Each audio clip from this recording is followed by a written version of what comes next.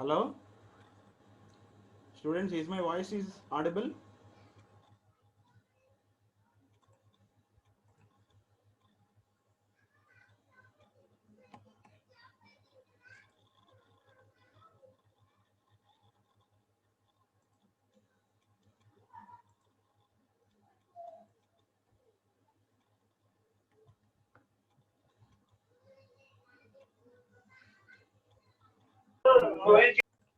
Let us start our actual session.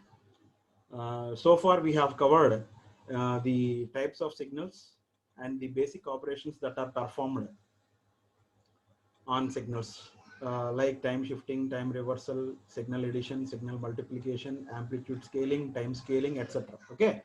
So with that, we have completed the basic operations which are performed on the signals. Now we are going to start a new topic. This is a very, very important one, the classification of signals. Okay.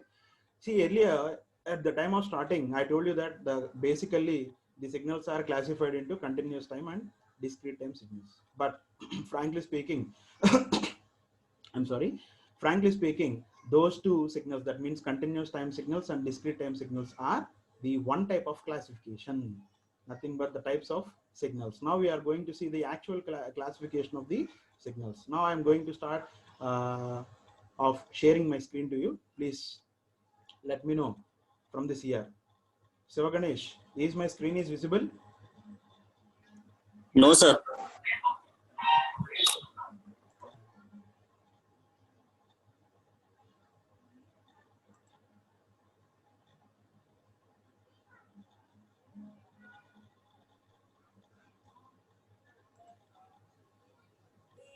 Siva Ganesh, is my screen is visible? Yes, sir. See, I am showing my PPT presentation here, classification of signals.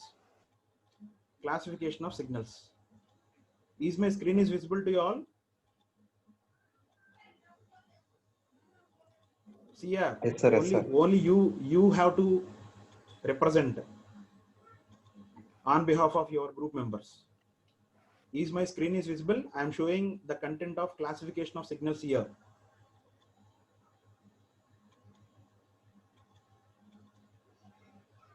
Yes, sir. Okay, thank you. Now let us start our actual topic here.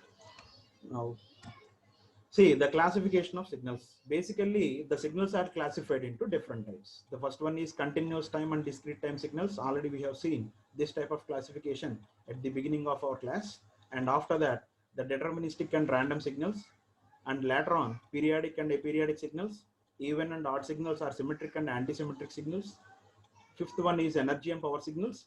Sixth one is causal and non-causal signals. So these are the basic classification of the signals. Now we are going to see, okay, the classification one by one. So first of all, let us discuss about the continuous time and discrete time signals.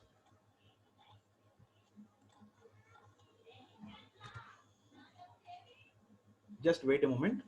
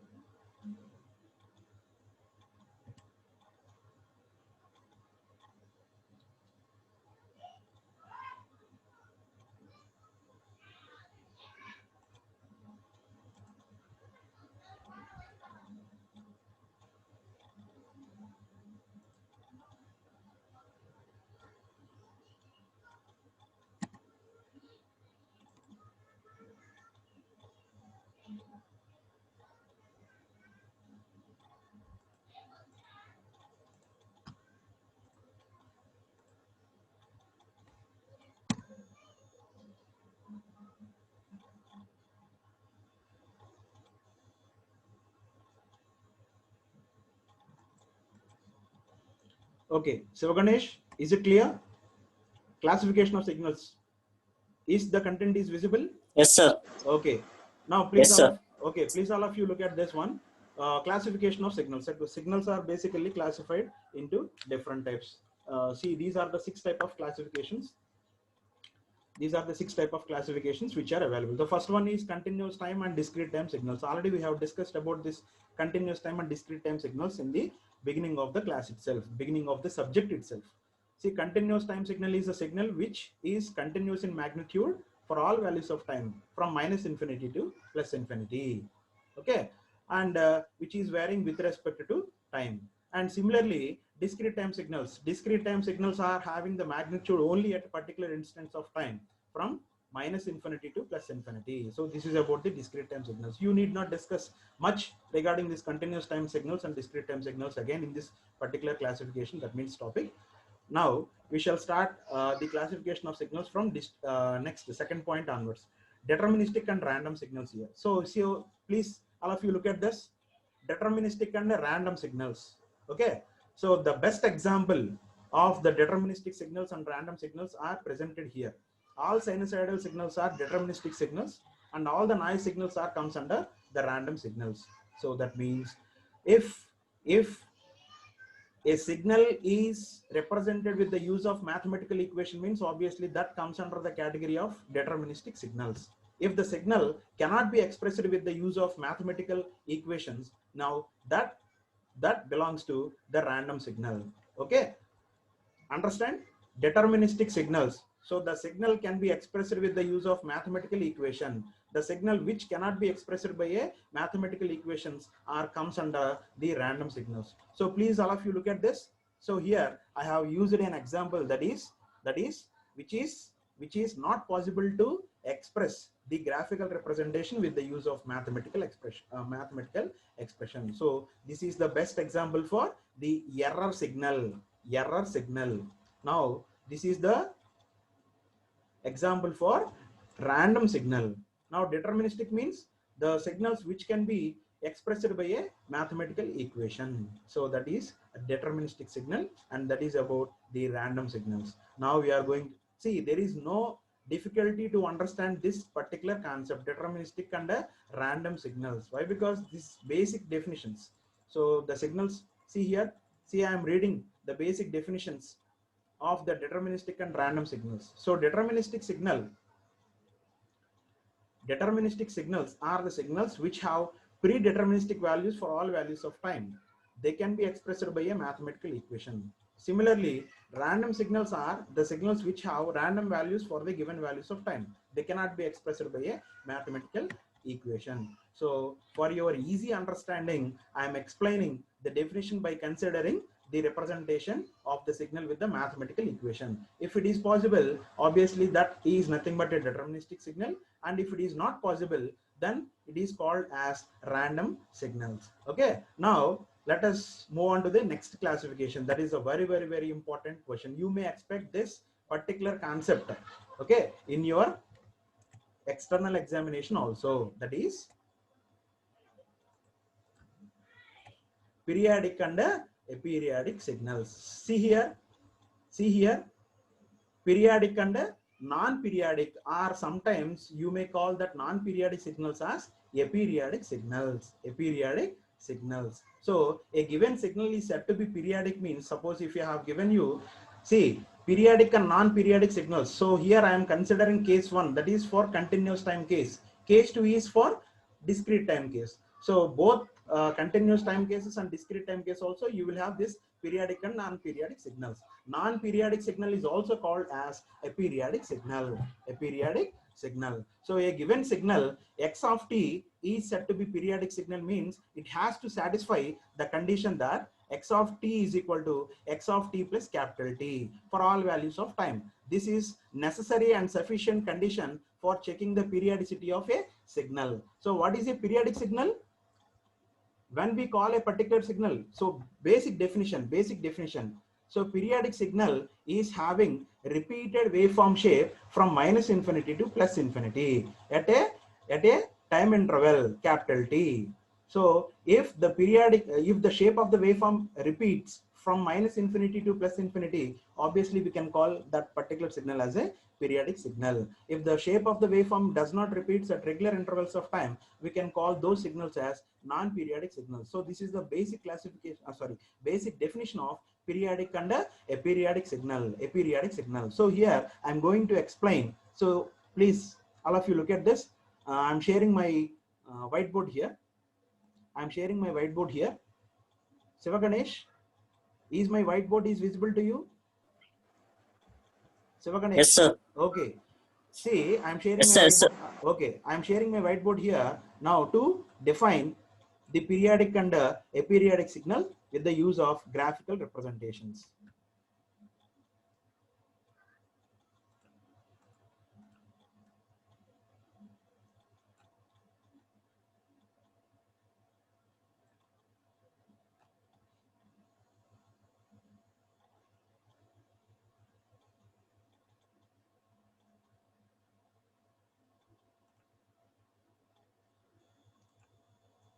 Now see here. Sorry.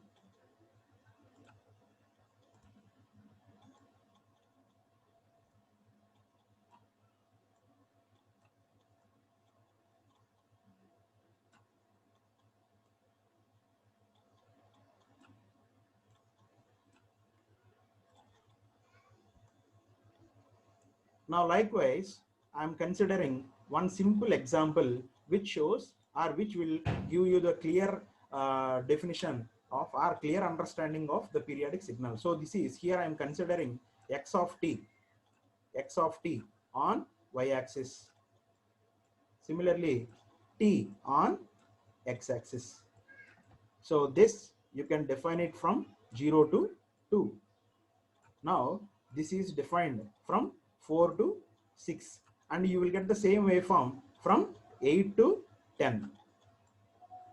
8 to 10. Similarly, this is defined from -4 to -2. Likewise, the same shape is going to be repeated from -infinity to +infinity. Now in this particular case, x of t is said to be periodic for a time interval of 2 seconds. That means for every 2 seconds, the same shape is going to be repeated up to +infinity, and this will go on up to -infinity. Now, in this particular case, x of t is said to be periodic. Okay, in this particular case, x of t is said to be periodic. Now, next I am going to draw.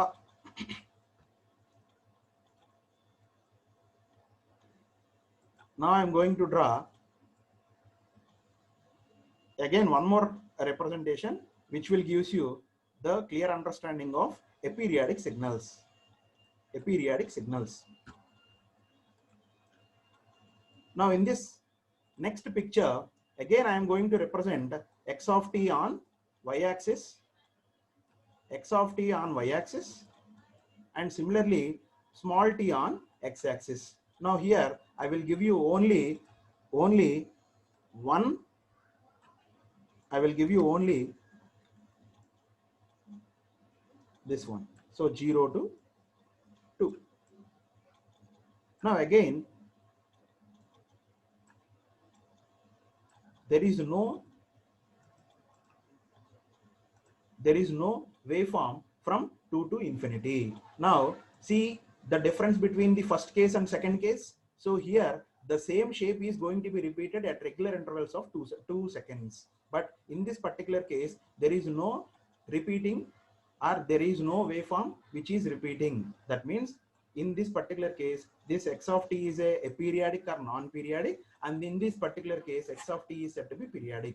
If the shape of the waveform is going to be repeated at regular intervals of time, then we can call that particular signal as periodic signal. If not, if we can call that particular signal as a periodic or non-periodic signals. Okay.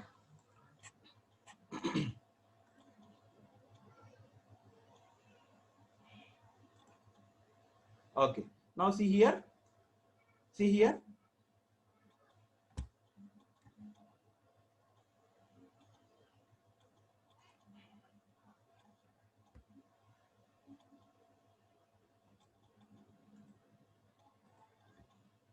Okay, right. Okay. Now let us go into the topic.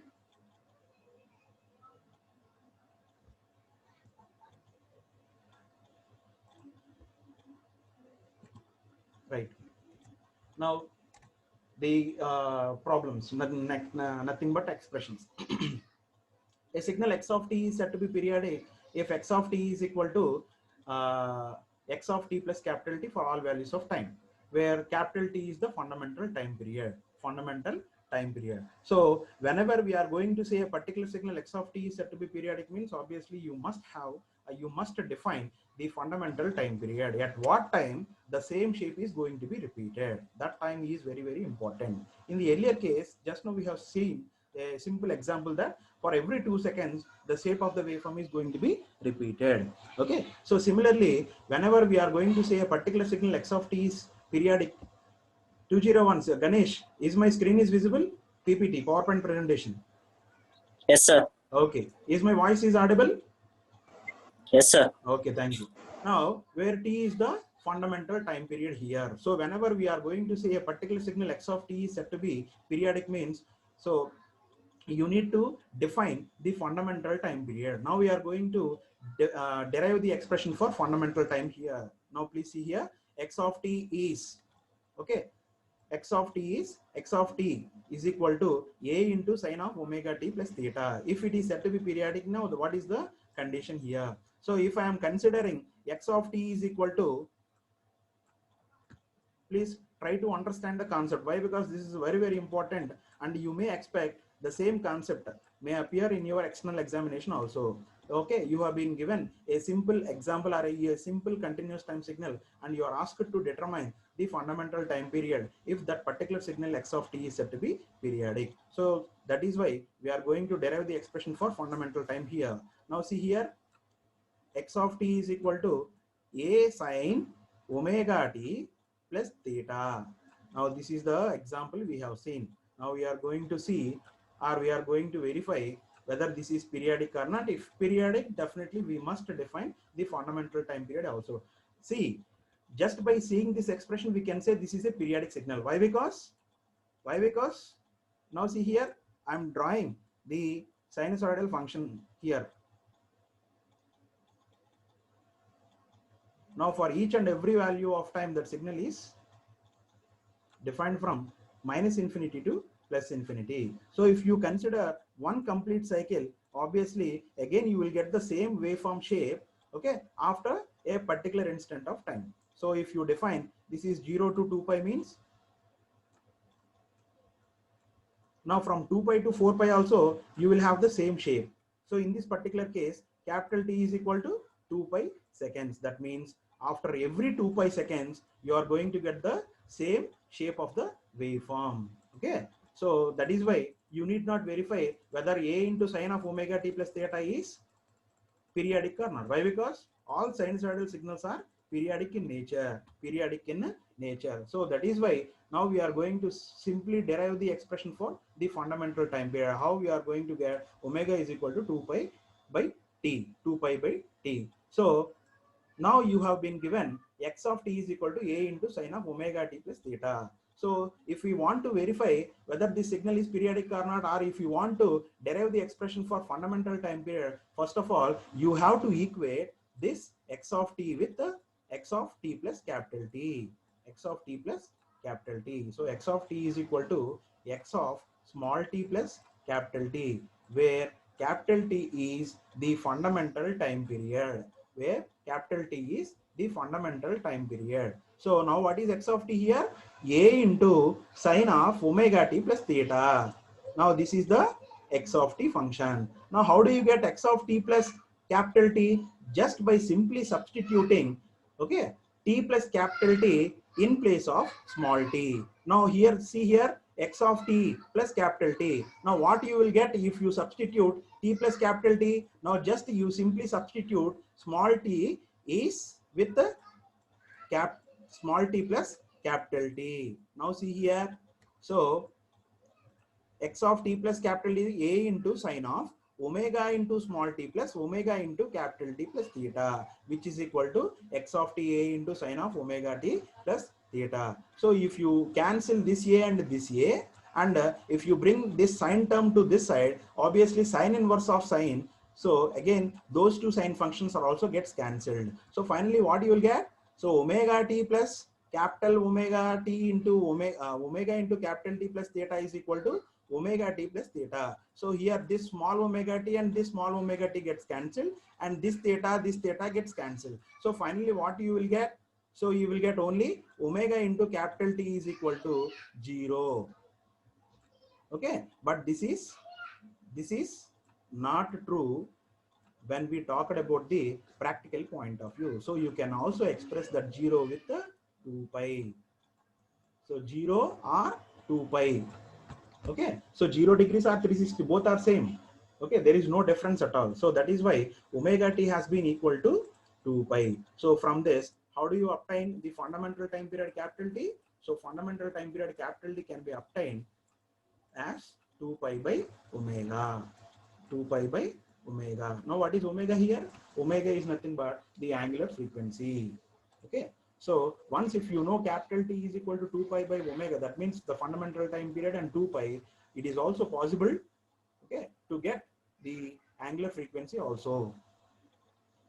Now omega is equal to 2 pi by t. 2 pi by t.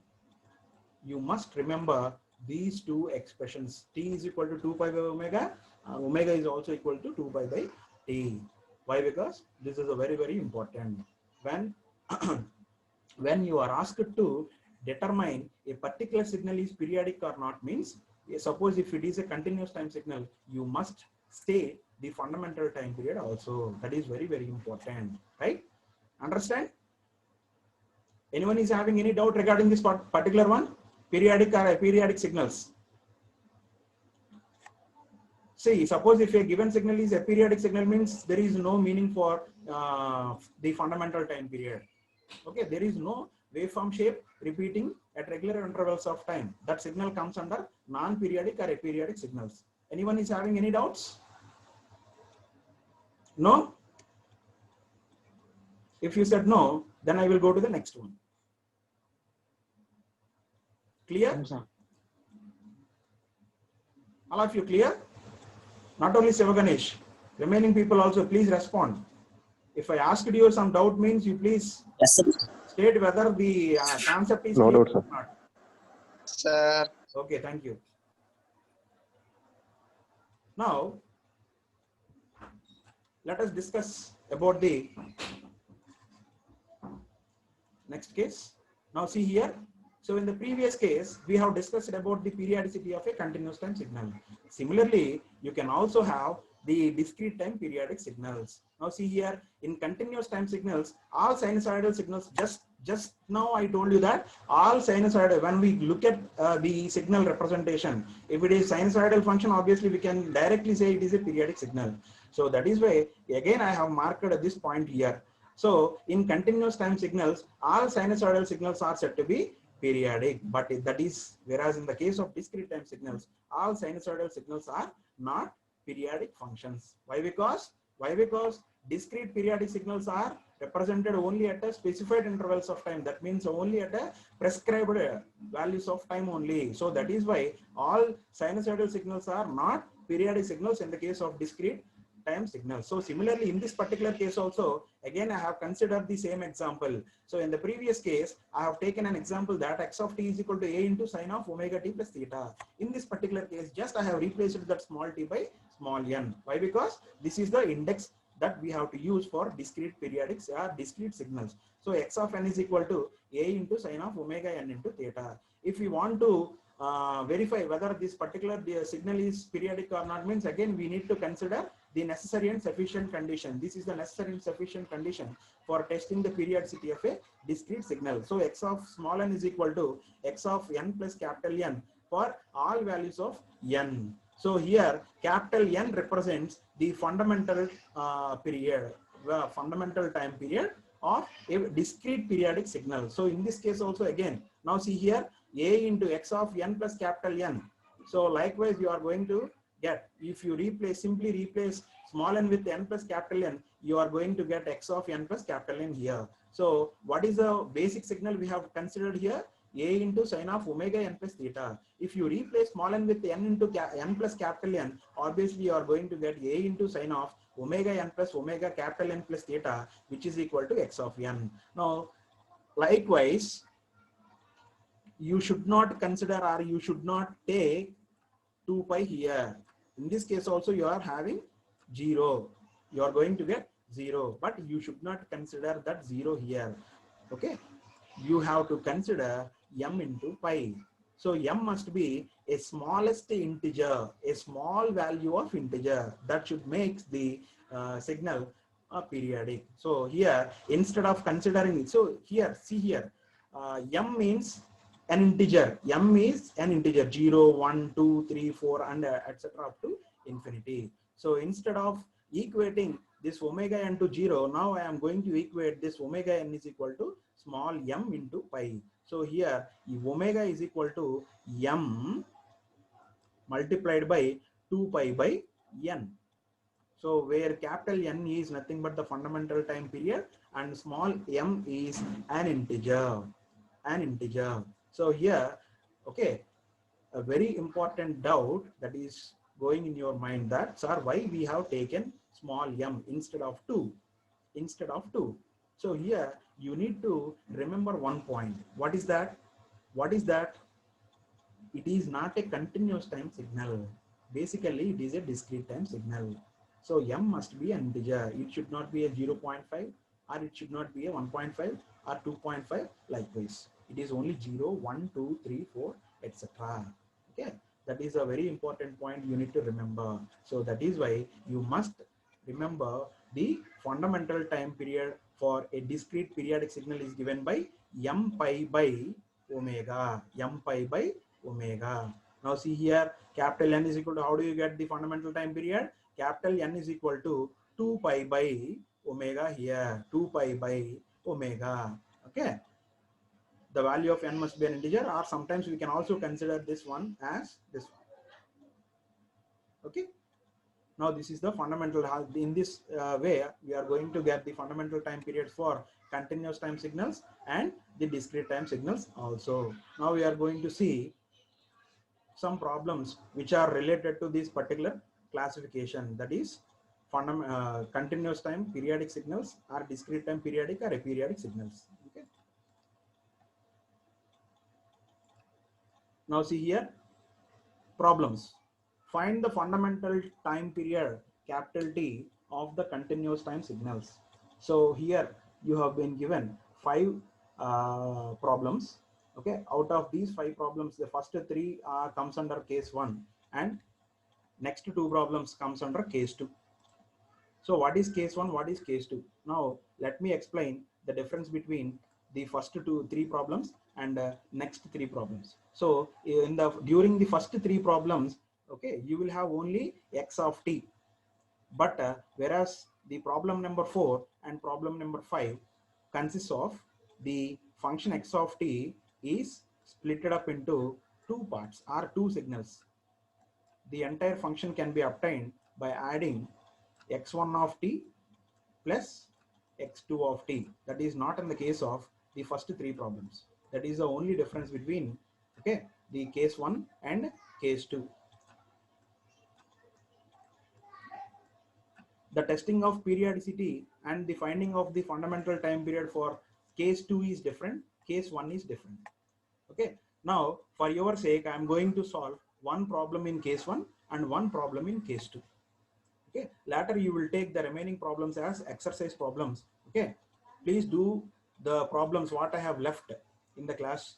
Okay, please do the problems what I left in the class in your homes, so that you will get some idea how to solve the problems. Now see here,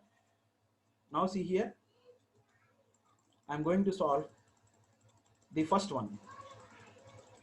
X of t is equal to e power j 5 pi into t. Now what is the given function? First you need to consider x of t is equal to, now I am considering the given function as it is, that is e power j 5 pi t. So definitely this exponential function is also a periodic function. Okay, now let us verify. So already we are having necessary and sufficient condition for testing the periodicity and for finding the fundamental time period. What is that? So according to that necessary and sufficient condition, we must equate x of t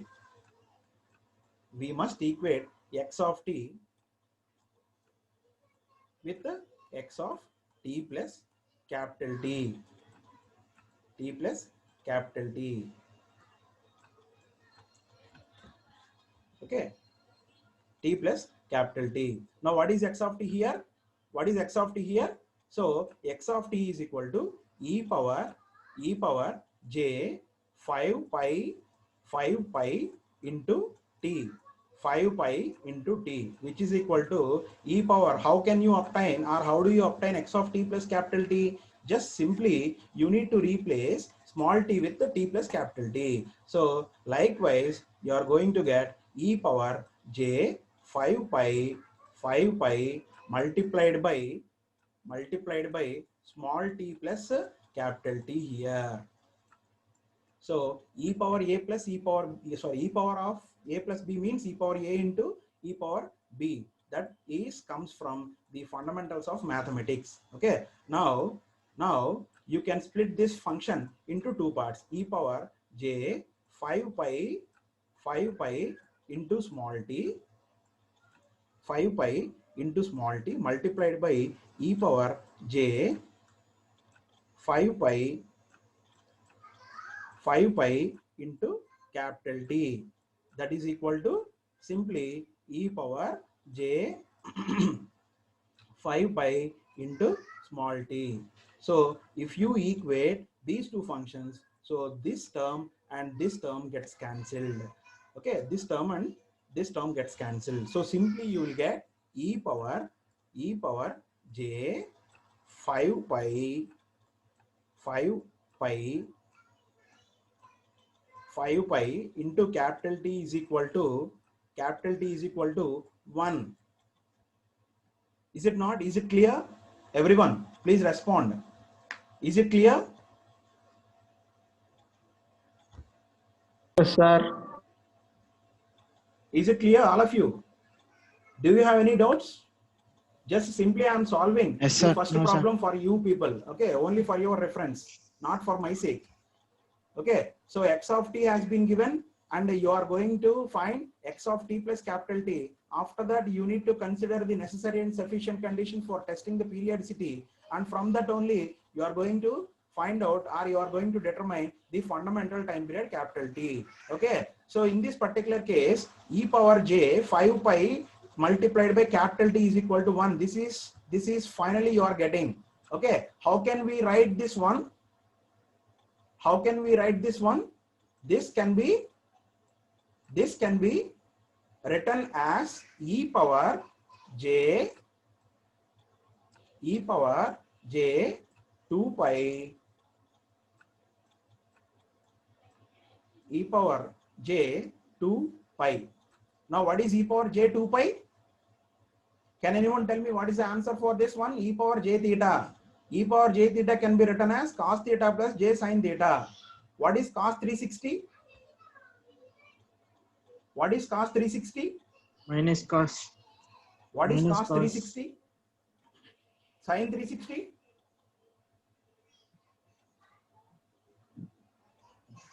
What is cos 360?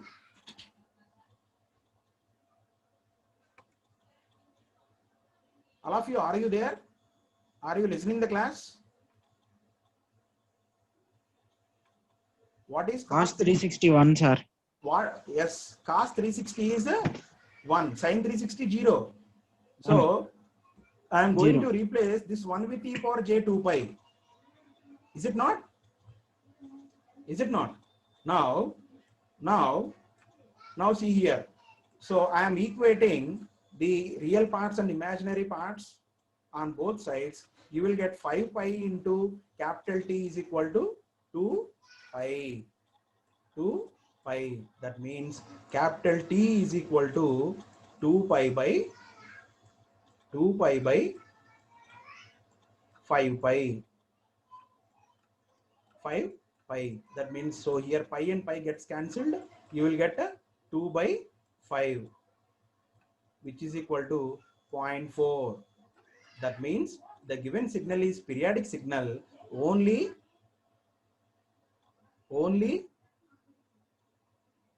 tell me, the given signal is periodic signal only with the fundamental time period of 0.4 seconds. That means at each and every 0.4 seconds, the same shape of the waveform is going to be repeated. Same shape of the waveform is going to be repeated. Okay. So because this is the starting problem, okay, I have derived, okay, these many steps. Simply, now see here how simple I am going to. So please remember the answer. So 0.4 seconds is the fundamental time period for the given signal. Okay, please look at this one. Sometimes, okay, this is also very important for your gate exam, gate point of view also. In that case, again you are getting this type of problems, and you are asked to determine what is the fundamental time period of this particular signal. This is a time consuming process. So simply we can remember the formula of determining the fundamental time period for a continuous time signal. That is capital T is equal to 2 pi by omega. Now this is the case. This is the formula you need to remember. So here, now this can be compared with the generalized expression that e power j omega multiplied by t. Okay, if you compare this expression with the generalized expression, now what is omega here? 2 pi by 2 pi by 2 pi by 5 pi. Is it not? Do you understand how I am going to obtain the fundamental time period in a quick access, which is equal to 0.4? I think this is the answer we got, okay, in the earlier version. So simply in this particular case, I am equating this given expression with the generalized expression. So by comparing these two expressions, we can get omega is equal to 5 pi. So later on, I am substituting omega is equal to 5 pi instead of omega is equal, that is equal, t is equal to 2 pi by omega. Omega is equal to, if we substitute omega is equal to 5 pi here, obviously we are going to get 0.4 seconds. So simply see here, again, in this particular case also, t is equal to, how do you obtain the fundamental time period? T is equal to 2 pi by omega. T is equal to 2 pi by omega. So whereas if we compare this with the generalized expression, that is sin omega t sin omega t, or a sin omega t also. Here a is equal to 1, but we are not going to bother about that magnitude or multiplier. So if we equate this x of t with the generalized equation, obviously what is omega here? Omega is equal to 10 pi. Omega is equal to 10 pi. This is directly getting from the expression itself. Now, if we substitute omega is equal to 10 pi in the fundamental time period expression 2 pi by omega, what is omega? So omega is equal to 10 pi. Now, these two terms gets cancelled.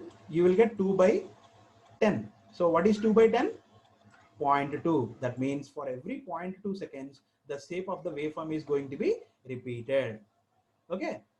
Next, can anyone tell me answer for this one? So for this one also, t is equal to 2 pi by omega.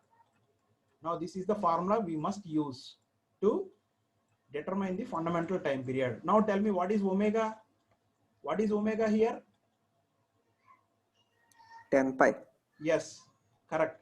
2 pi by omega here is, so here the generalizer function is a into cos of omega t plus theta. Omega t plus theta. Okay, we are not going to bother about the entire function, but we must obtain the omega here. So here omega here in the given problem is 10 pi. 10 pi. So pi gets cancelled, and again you will get a 0.2 seconds. Then final conclusion is the given signal is periodic with the fundamental time period of 0.2 seconds. 0.2 seconds. Okay. 0.2 seconds. Now, only for your understanding, I have solved the problem here.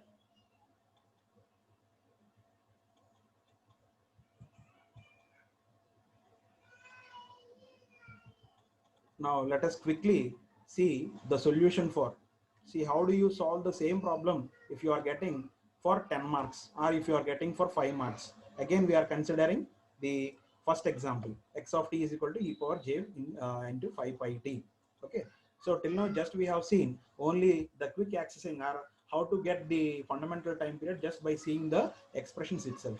Now that is not the case of your university examination. So now comes to our university question paper. Suppose if you are getting the same question for 5 marks or 10 marks, then how do you solve the problem? That is very important one. Now see here. Solution. So consider the given function x of t is equal to e power j into 5 pi t. And we know that if the signal is said to be periodic, it must satisfy the condition that x of t is equal to x of t plus capital T. So now in the next case, we are going to get x of t plus capital T. That should be equal to e power j into 5 pi. Simply I am replacing that small t with the t plus capital T here. T plus capital T. This can be obtained from the given expression itself. Okay, this is not new function. This can be obtained just by simply substituting small t with a small t plus capital T. Okay, small t plus capital T. Now by substituting the above condition we can get, so you see here x of t is equal to this one and x of t plus capital T is this one. So e power j into 2 pi, 0 can be replaced with e power j into cos 2 pi plus j into sin 2 pi. So here again this can be equal to e power j into 5 pi t. So by equating the common terms on both sides, you will get 2 pi is equal to 5 pi into t, capital T is equal to 2 pi by 5 pi, pi and gets cancelled, you will get a 2 by 5 is equal to 0.4 seconds. So this is how you are going to solve the problem which has been given or which will be given in your university question paper. That may be either for 2 marks or it may be either for 4 marks or it may be either for 10 marks also. Okay, don't solve the problems by putting direct steps always. Even though you know the answer, but you need to elaborate your answer like this. Okay.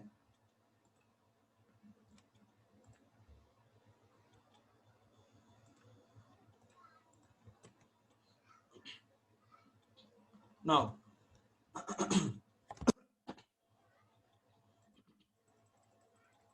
let us quickly solve the previous example, case 2. Now see here, please all of you look at this carefully. Suppose if you have been given the x of t function is the combination of 2 signals or 2 or 3 signals, maximum 2 signals only. X of t is equal to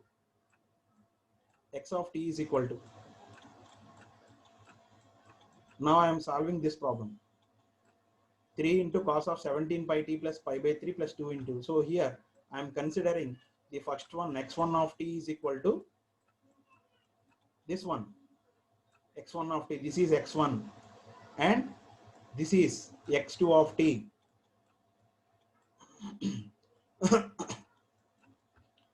Understand? So x of t can be taken as the combination of x1 of t plus x2 of t. Suppose if you are getting this type of problems in your university question papers, determine the fundamental time period of the following function. And if the function has been given like this, so I am considering this as x1 of t,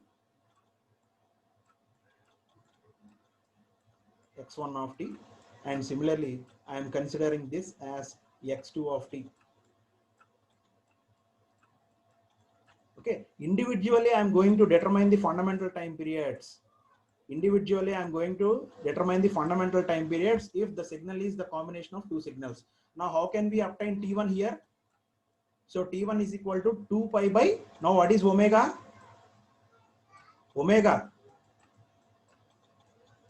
Consider x1 separately, consider x2 separately. First of all, we need to determine the fundamental time period separately. Later on, we will combine and we will determine the total fundamental time period for x of t. What is T1? T1 is equal to 2 pi by omega. What is omega here? Omega is equal to 17 pi. Right? So here pi gets cancelled and finally you will get 2 by 17. Similarly, T2, fundamental time period for the second one. So likewise, 2 pi by 19 pi here. I think the time is running. Okay, let us quickly complete this one and let us stop the session at this point. So you will get 2 by 19. Now, how do you get the total fundamental time period of the combination of x1 plus x2 and combination of x1 and x2? So you can determine the ratio of two fundamental time periods. That means T1 by T2. How can we determine the fundamental time period of the signal which contains the combination of signals? That means x1 of t and x2 of t. In this particular case, consider x1 of t is equal to the first function, consider x2 of t is equal to the second function. So individually we are going to obtain T1 and T2. Later on, the fundamental time period of the signal x of t can be determined by taking the ratio of T1 by T2. Now tell me, what is the ratio of T1 by T2 here? 2 by 17 divided by 2 by 19. I think you will get 19 by 17. Is it not? So T is equal to 19 by 17. If this is the case, now see here, if this particular signal is said to be periodic, means this fundamental time period must be the ratio of two integers, or it must be a rational number. See here, in both the cases, we can call this particular signal as periodic signal. Ratio of two integers. Here 19 is an integer, 17 is also an integer.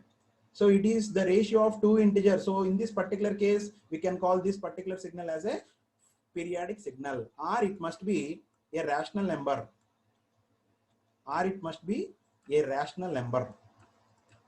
So finally, what is the conclusion here? If a signal x of t is the combination of x1 of t and x2 of t, then the total fundamental time period is the ratio of two integers, or it must be a rational number. Particularly in these two cases, we can call this signal as a periodic signal, and the fundamental time period capital T can be determined by taking the ratio of T1 and T2. Clear? Students, is it clear?